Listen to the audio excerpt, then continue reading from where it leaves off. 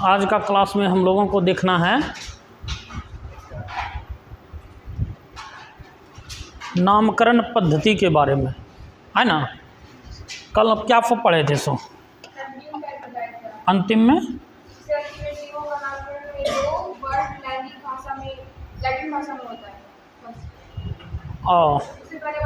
अरे टॉपिक बताओ ना जी, टॉपिक बताओ। नोमेन अच्छा चलो ठीक है।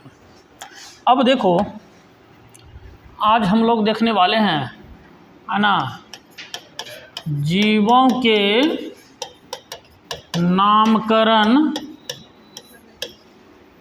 है ना, पद्धति,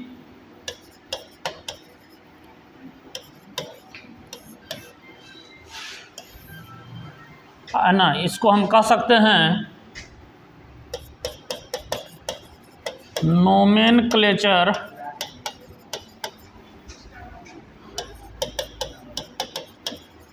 सिस्टम ऑफ द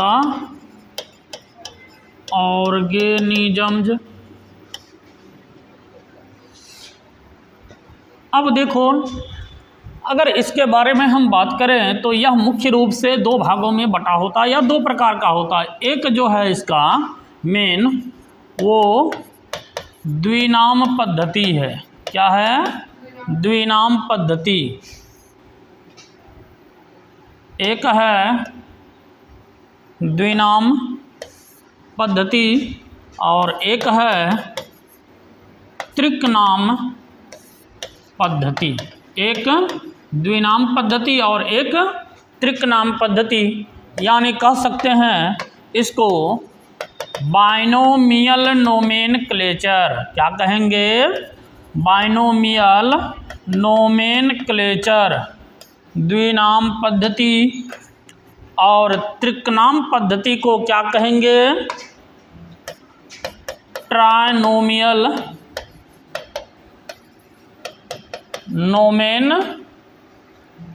नोमेनक्लेचर। ये हो गया त्रिकनाम पद्धति। एक है द्विनाम पद्धति और एक है त्रिकनाम पद्धति, है ना। तो ये इसका दो है मुख्य रूप से। अब देखो अगर हम द्विनाम पद्धति का बात करें, है ना, तो पहले किसको पढ़ेंगे? द्विनाम पद्धति को। तो हेडिंग में लिखो बाइनोमियल नोमेनक्लेचर। बाइनोमियल नोमेनक्लेचर यानी द्विनाम पद्धति के बारे में। अब द्विनाम पद्धति जो है इसका अगर यदि हम बात करें तो द्विनाम पद्धति को सर्वप्रथम कौन दिया था? कैरोलस लीनियस ने। कौन दिया? कैरोलस लीनियस ने। अब जो है कह सकते हैं कि द्विनाम पद्धति का प्रतिपादन, द्विनाम पद्धति का प्रतिपादन कैरोलस लीनियस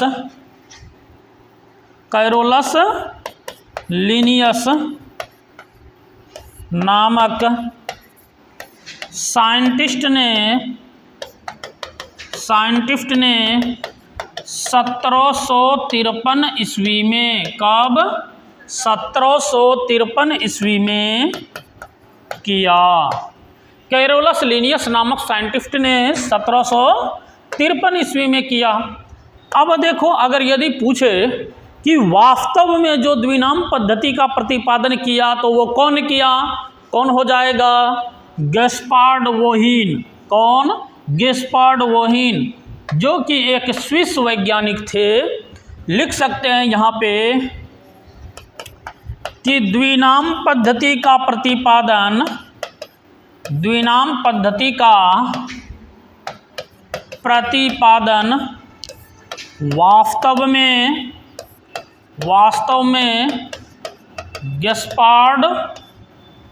गैस्पार्ड वोहीन नामक साइंटिस्ट ने है ना, गिस्पार्ड वोहिन नामक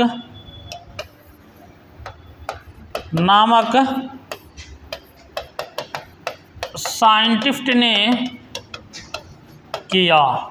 कौन किया? गिस्पार्ड वोहिन नामक साइंटिस्ट ने। यहाँ पर लिख देंगे, है ना। एक है कौन? गिस्पार्ड वोहिन। ये कौन थे? तो कह सकते हैं यह स्विस वनस्पति शास्त्री थे।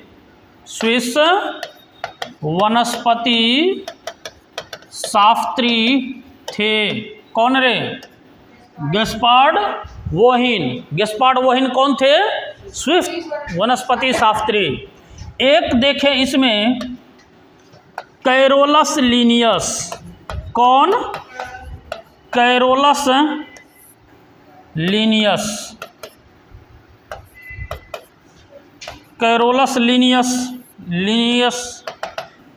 लीनियस का बात करें, इसका मूल नाम किसका? कैरोलस लीनियस का। इसका मूल नाम कॉर्नवॉनविल था। कॉर्नवॉनविल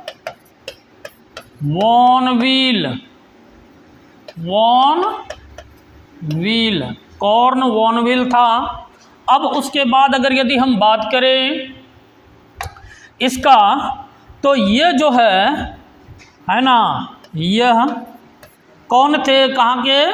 तो कह सकते हैं यह स्वीडन के वनस्पति शास्त्री थे।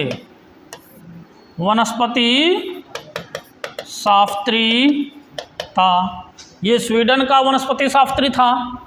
अब देखो, इन्होंने दो पुस्तक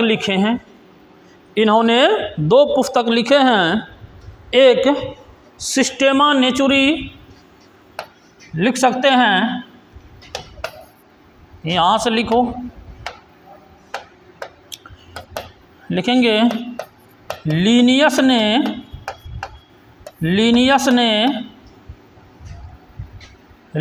ने सिस्टेमा नेचुरी, बहुत इंपॉर्टेंट है, बुक का नाम बहुत पूछता है। सिस्टेमा नेचुरी तथा स्पीसीज प्लांटेरम नामक पुस्तक लिखा। और इसका एक खासियत, कैरोलस लीनियस को आधुनिक वर्गीकरण का जनक कहा जाता है। क्या कहा जाता है? आधुनिक वर्गीकरण का जनक। कैरोलस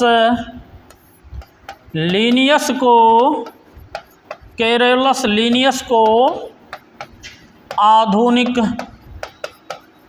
वर्गीकरण का जनक कहा जाता है। 11-12 का बायोलॉजी कंट्रोल कर लिया तो तुमको बीपीएससी तक का बायोलॉजी पढ़ने की कोई ज़रूरत नहीं है। 11-12 पूरा पढ़ लिया तो बीपीएससी तक में तुमको बायोलॉजी पढ़ने की ज़रूरत नहीं है। इससे बाहर एक भी सवाल नहीं पूछता है। और इसी में तुम्हारा जो है ये पारिस्थितिकी सब के बारे में जो पूछता है वो सब भी सिमटा जाएगा। अब इतने समझो कि 11th-12th पे पूछवे करता है। क्या देखे हम लोग? देखो एक बार। अब यहाँ पर जो देखे nomenclature system of the organism, या direct nomenclature of the organism भी लिख सकते हैं, या नोमेनक्लेचर ऑफ लिविंग ऑर्गेनिज्म ये भी लिख सकते हैं, या लिविंग थिंग, मतलब जीवों का नामकरण पद्धति। क्या? जीवों का नामकरण पद्धति। अब देखो, जीवों का नामकरण पद्धति में हम लोग कल देखे थे, इसका इंट्रोडक्शन देख लिए थे। उसके बाद है क्या, ये जीवों का नामकरण पद्धति मूल रूप से कितने प्रकार के हैं, है ना? दो है, एक द्विनाम पद्धति, एक त्रिकनाम पद्धति। अब द्विनाम पद्धति को बाइनोमियल नोमेनक्लेचर और त्रिकनाम पद्धति को ट्राइनोमियल नोमेनक्लेचर, मतलब नामकरण पद्धति जो दिया तो वो कितने प्रकार का है, कितने प्रकार का है, कौन कौन सब, बायनोमियल और ट्राइनोमियल, बायनोमियल और ट्राइनोमियल, है ना, द्विनाम पद्धति और त्रिकनाम पद्धति, त्रिकनाम पद्धति और द्विनाम पद्धति।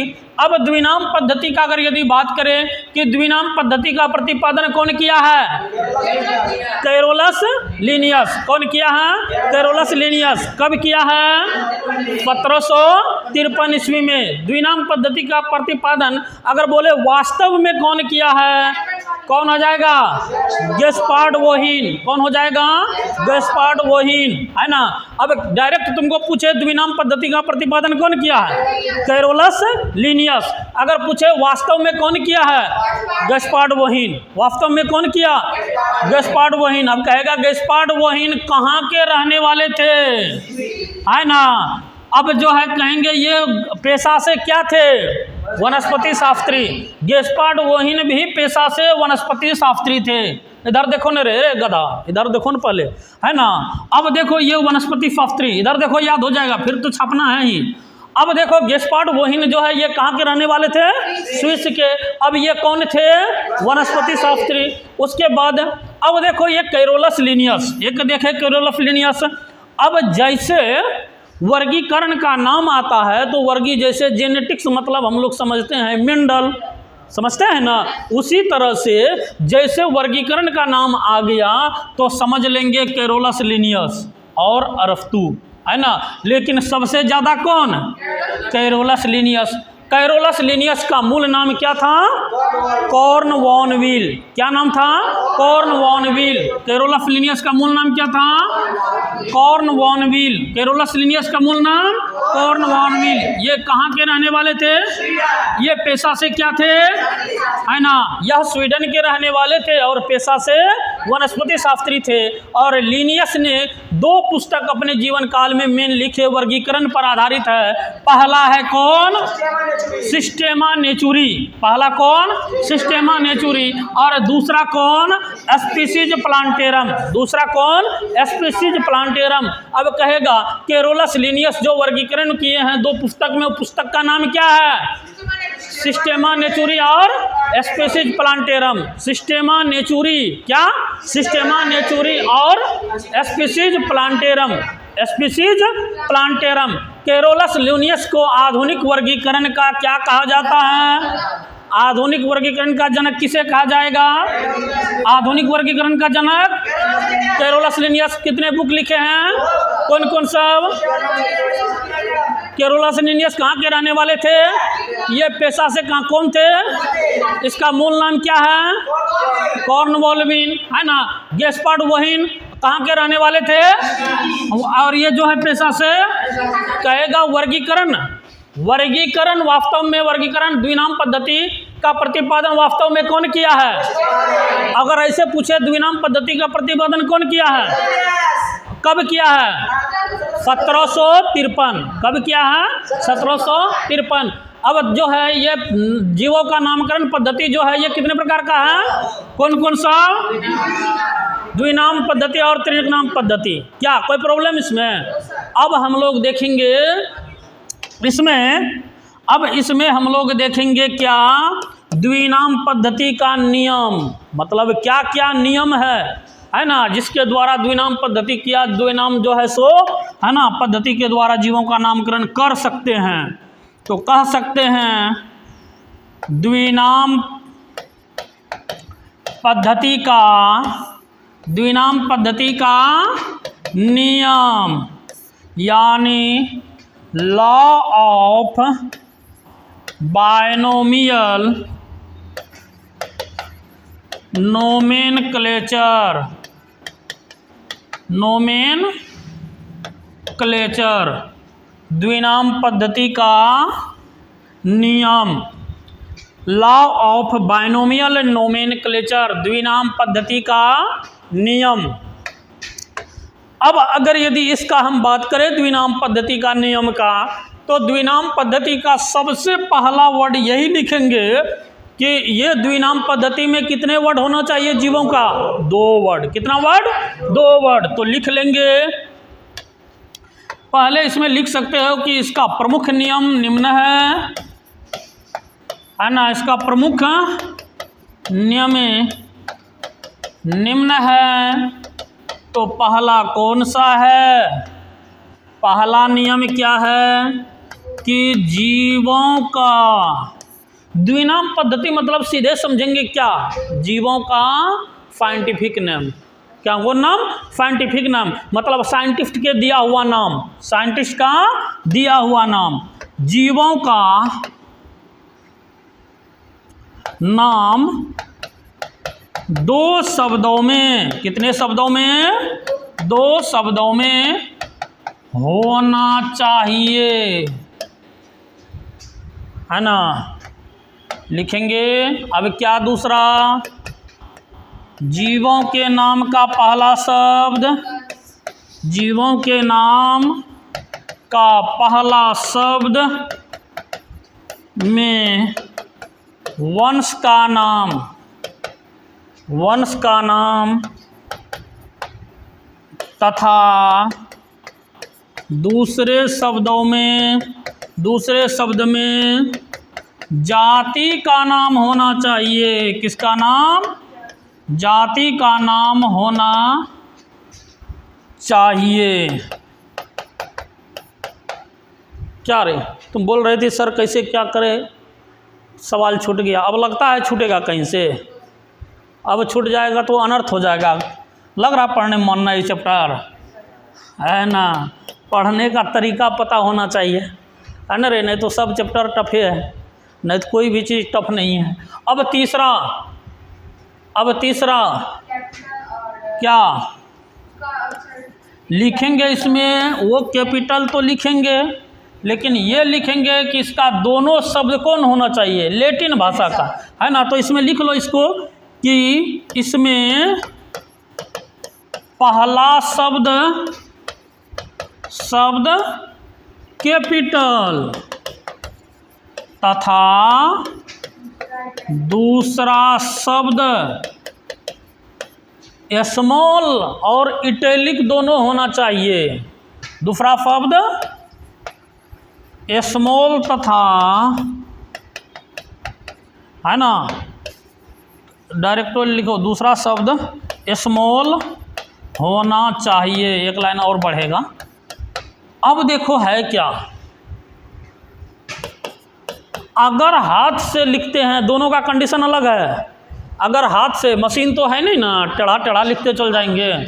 इटैलिक मतलब क्या? तिरछा, देखते हो ना लिखा हुआ रहता फॉन्ट। तो ये जो तिरछा होगा तो जब कंप्यूटर के द्वारा लिखा जाएगा, जब छपाई होगा तब इटैलिक। अगर हाथ से लिखेंगे तो नीचे अंडरलाइन, नीचे क्या? अंडरलाइन। तो यहाँ पर कह सकते हैं कि पहला शब्द, पहला शब्द कैपिटल, ओ ऐसे लिखो, ये तो लिख दिए। लिखेंगे कि हस्तलिखित, हस्तलिखित में दोनों वर्ड का, दोनों वर्ड का अंडरलाइन तथा छपाई में, तथा छपाई में, छपाई में पहला वर्ड कैपिटल तथा दूसरा वर्ड स्मॉल में इटैलिक, खाली इटैलिक नहीं होना चाहिए, फॉन्ट स्मॉल, और स्मॉल में कौन? इटैलिक, यानी तिरछा। समझ गए हैं? तिरछा होना चाहिए। कोई प्रॉब्लम? उसके बाद लिखेंगे द्विनाम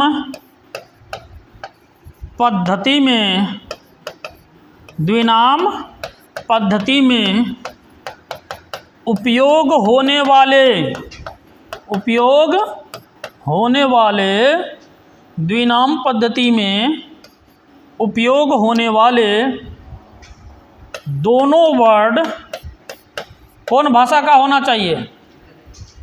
कल बताए थे ना, दोनों वर्ड लैटिन भाषा का होना चाहिए। कौन भाषा का होना चाहिए? लैटिन भाषा का होना चाहिए, है ना। उसके बाद अगला, इसमें मोदी जी वाला रूल नहीं चलता है ना रे, इसका नाम मुसलमान रखा है, मुस्लिम वैज्ञानिक रखा है, चेंज कर दो। इसमें कंडीशन ये है, जो नाम एक बार रख दिया गया उसको और कोई चेंज नहीं कर सकता है। तो कह सकते हैं, है ना, कि इस पद्धति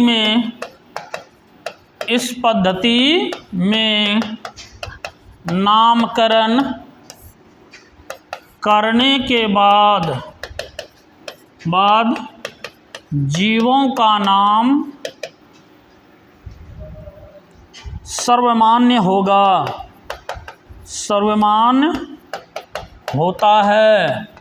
इसे बदला नहीं जा सकता है, इसे बदला नहीं जा सकता है।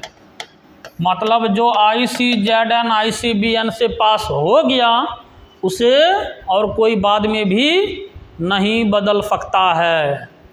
समझ रहे हो ना। उसके बाद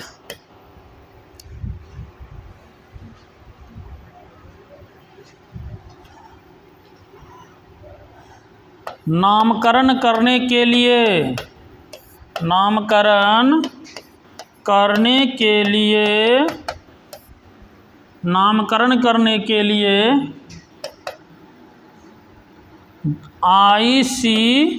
है ना, नामकरण करने के लिए, या कह सकते हैं कि जंतु का जब नामकरण करेंगे तो किसका नियम का पालन करना होगा, है ना। जंतुओं का नामकरण में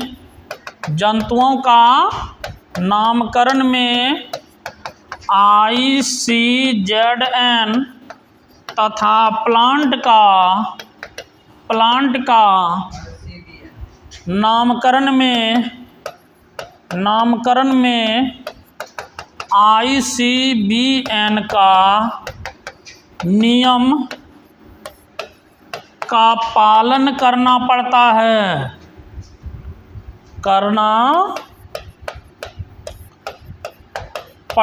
है। इसके अलावा भी एक कंडीशन है कि तुम जीव का नामकरण कर रहे हो, है ना, तो अब जो कर रहा है उसका नाम होना चाहिए दुनिया में। तो वो साइंटिस्ट अब जीव का नामकरण करेगा, वो अपना शॉर्ट नाम को लास्ट में लिख सकता है। मतलब क्या, जाति के बाद लिख सकता है। पहला वर्ड वंश, दूसरा वर्ड जाति। तो कह सकते हैं वैज्ञानिक नामकरण करने वाले वैज्ञानिक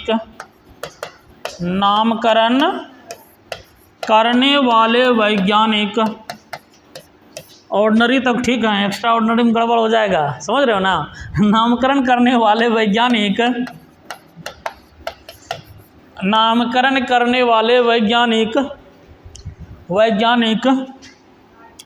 जंतुओं या जीवों के नामकरण करने वाले वैज्ञानिक जीवों के नाम का अंत में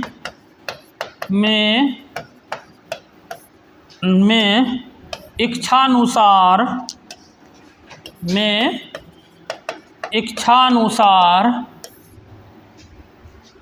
अपना नाम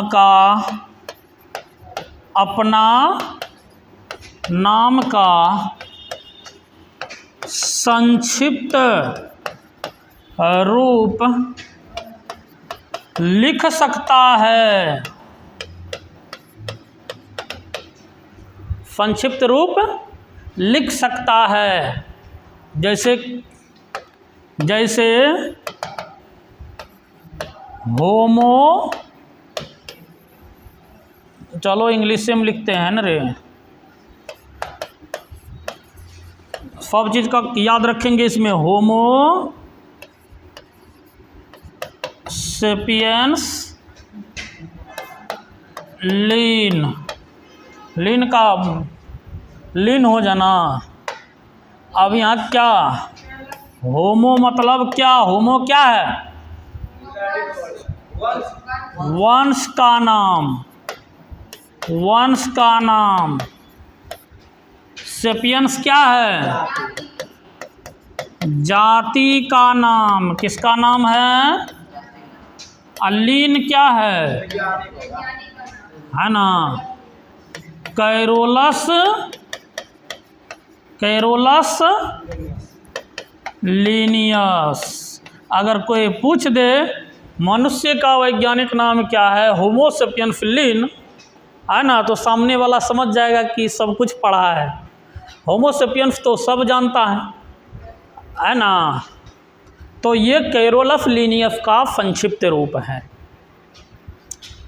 तो इसमें हम लोग क्या देखें, इसमें क्या देखें, अब तुम लोग बताओगे।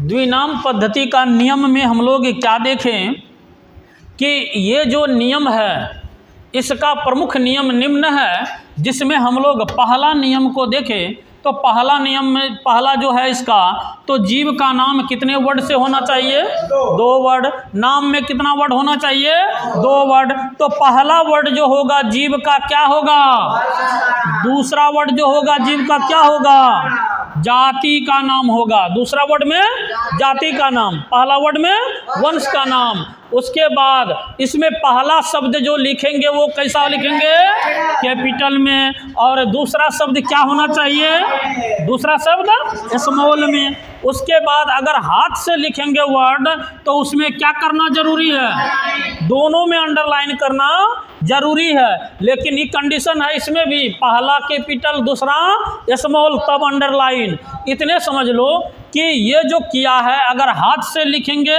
तो वर्ड नियम वही रहेगा, खाली उसमें अंडरलाइन पूरे में लगा देंगे। अगर छपाई करेंगे नियम वही रहेगा, केवल दूसरा वर्ड क्या हो जाएगा, इटैलिक हो जाएगा। इसमें अंडरलाइन करने की जरूरत नहीं है। अब द्विनाम पद्धति में उपयोग होने वाले दोनों वर्ड कौन भाषा का वर्ड होना चाहिए, लैटिन भाषा का। कौन भाषा का, लैटिन भाषा का वर्ड होना चाहिए। इस पद्धति में नामकरण करने के बाद जीवों का नाम क्या होता है, सर्वमान्य होता है। मतलब पूरा विश्व में इसी नाम से जाना जाएगा, दूसरा नाम से नहीं जाना जाएगा। इसे बदल भी नहीं सकते हैं, इसे चेंज भी नहीं कर सकते हैं। अगर जंतु का नामकरण करेंगे है ना, तो किसका नियम का पालन करना होगा, कल देखे थे ICZN मतलब क्या, international code of zoological nomenclature. International code of zoological nomenclature क्या है, international code of zoological nomenclature, है ना। अगर प्लांट का नामकरण करता है तो क्या करेंगे, ICBN का पूरा नाम क्या है, nomenclature, international code of botanical nomenclature, है ना। तो ये हो गया इसका नियम को, है ना, फॉलो करना होता है। और नामकरण करने वाले वैज्ञानिक अगर चाहेंगे कि हमको भी अपना नाम सब दिन के लिए इसमें जोड़ देना है तो अपने इच्छानुसार अपना नाम का संक्षिप्त रूप, ऐसा नहीं कि पूरा लिख दिए है ना रे, पूरा लिख दिए वैसा नहीं, अपना नाम का संक्षिप्त रूप। जैसे कि यहाँ देख रहे हैं कि पहला ये होमो सेपियंस किसका वैज्ञानिक नाम है, मनुष्य का। किसका है, मनुष्य का। यानी कह सकते हैं ये जो वैज्ञानिक नाम है ये मानव का है। तो मानव का है तो मानव क्या किया, तो होमो है मानव का किस चीज़ का नाम, वंश का नाम। सेपियंस जो है ये किसका नाम है ना। लीन का पूरा नाम क्या है, मतलब कैरोलस लीनियस जो है ना, ये क्या किया है, तो अपना होमो सेपियंस का नामकरण किया है। इसी तरह से हम लोग देखने वाले हैं सबका, मेढक का, गाय का, कुत्ता का, बिल्ली का, धान का, गेहूं का, मक्का का, मटर का, बहुत सारा देखेंगे, है ना। पहले त्रिकनाम पद्धति भी देख लेते हैं, उसके बाद वैज्ञानिक नाम कुछ जीव का देखेंगे जो एग्जाम में पूछा जाता है ना। तो लिखो, सब नाम बता देंगे, है ना। त्रिकनाम पद्धति का, त्रिकनाम पद्धति, त्रिकनाम पद्धति, बैगन, अमरूद सब बता देंगे, है ना रे। सांप का, जो आता है एग्जाम में, आम का 15 को याद रखेगा तो उससे बाहर नहीं जाएगा, 15 से 20 है ना। है तो दुनिया में बहुत सारा, 1,70,000 प्रजाति, 1,70,00,000 प्रजाति है ना, सबका याद रखना संभव है। जो हम लोग का सिलेबस में है उसको तो याद रखिए सकते हैं, नहीं तो फिर 11th में पढ़ने का हम लोग लायक नहीं हैं, तब फिर से नर्सरी में जाना पड़ेगा।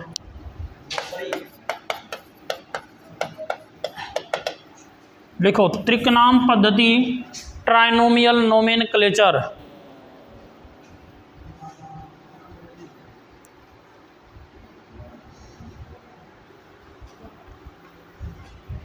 लिख लिए। नाम से ही पता चल रहा है कि इसमें जीव का नाम जो होगा वो कितने शब्द में होगा, 3 शब्द में। यहाँ पर एक चीज़ पहले हम लोग ऐड कर लेते हैं, इसका जो नामकरण किया है वो कौन किया है, एफ्ट्रिकलैंड और एक कोई साइंटिस्ट था, है ना। तो लिख लेंगे, त्रिकनाम पद्धति का प्रतिपादन, त्रिकनाम पद्धति का प्रतिपादन एफ्ट्रिकलैंड नामक साइंटिस्ट ने किया। अब ये भी है, ये जो है त्रिकनाम पद्धति, इसका उतना ज़्यादा मान्य नहीं है जितना कि द्विनाम पद्धति है। अभी हम लोग जो पढ़ रहे हैं वो किसके आधार पर पढ़ रहे हैं, जीवों का नाम, द्विनाम पद्धति, है ना। तो द्विनाम पद्धति को ही कंठस्थ रखना हम लोगों को, है ना, जितना जीव का नाम याद रखेंगे। और इसमें कुछ विशेष है भी नहीं, कंडीशन सेम रहेगा, सिर्फ इसमें जो है सो जाति के जगह, है ना, जाति के बाद उपजाति का नाम लग जाएगा। जैसे वहाँ जाति के बाद किसका नाम लिख सकता है, वैज्ञानिक अपना शॉर्ट नाम लिख सकता है, उसी तरह से यहाँ पर जाति के बाद किसका नाम होना चाहिए, उपजाति, है ना। तो लिख लेंगे कि, और इसमें जीवों का नाम कितने शब्दों में, 3 शब्दों में होना चाहिए। कितने शब्दों में होना चाहिए, 3 शब्दों में होना चाहिए। उसके बाद लिखेंगे जीवों के नाम का पहला शब्द, जीवों के नाम का पहला शब्द में वंश का नाम, किसका नाम, वंश का नाम। दूसरे शब्दों में, दूसरे शब्दों में जाति का नाम, तथा तीसरे शब्दों में, तथा तीसरे शब्दों में, तीसरे शब्दों में उपजाति का नाम, तीसरे शब्दों में उपजाति का नाम लिखा जाता है। तीसरे शब्दों में उपजाति का नाम लिखा जाता है। क्या देखें, इसमें जीवों के नाम का पहला शब्द में वंश का नाम, दूसरे शब्दों में जाति का नाम, तीसरे शब्दों में उपजाति का नाम लिखा जाता है। एग्जाम्पल में मानव को ही लो, मानव का अगर कहेगा त्रिकनाम पद्धति के आधार पर वैज्ञानिक नाम क्या है, तो कह सकते हैं Homo sapiens, sapiens, Panthera tigris tigris, एक इंडिया। होमो में किसका नाम, होमो मतलब किसका नाम, वंश का नाम। सेपियंस मतलब किसका नाम, जाति का नाम।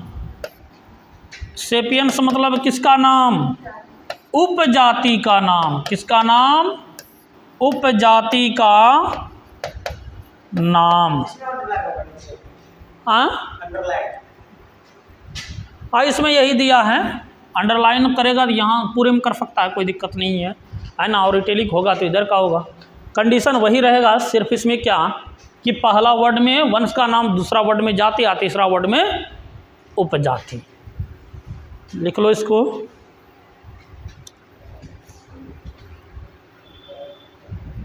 क्या कोई प्रॉब्लम इसमें? कहीं पर कोई प्रॉब्लम है तो बोल सकते हो। चलो एक बार हिट एंड ट्राई। अब देखो इसमें, अब तुम लोग आंसर देगा। हम लोग देखे जीवों का नामकरण पद्धति, तो कितना पद्धति है इसका? 2 पद्धति। कौन कौन सब? द्विनाम पद्धति और त्रिकनाम पद्धति। बाइनोमियल नोमेनक्लेचर और ट्राइनोमियल नोमेनक्लेचर। बाइनोमियल नोमेनक्लेचर का प्रतिपादन कौन किया? कब किया? 1753 ईस्वी में। अगर कहेगा वास्तव में द्विनाम पद्धति का प्रतिपादन कौन किया है, कौन हो जाएगा? गैस्पार्ड वोहिन। कौन हो जाएगा? गैस्पार्ड वोहिन। कहेगा गैस्पार्ड वोहिन जो है ये कहाँ के रहने वाले वैज्ञानिक थे, है ना? स्विस के। और ये जो है पेशा से वनस्पति शास्त्री थे। और कैरोलस लिनियस, है ना, 2 बुक लिखे हैं, उसका नाम क्या है? सिस्टेमा नेचुरी और स्पीसीज प्लांटेरम। कैरोलस लिनियस कहाँ के रहने वाले साइंटिस्ट थे? और ये पेशा से क्या थे? और इसका मूल नाम क्या था? क्या भूलेगा कभी? Carolus Linnaeus. कहेगा आधुनिक वर्गीकरण का जनक कौन है? Carolus Linnaeus. द्विनाम पद्धति का नियम में देखे ये कितने वर्ड से होगा इसका नाम? 2 वर्ड से, है ना। पहला वर्ड में किसका नाम? दूसरा वर्ड में, है ना, पहला वंश का नाम क्या होगा और दूसरा जाति का नाम।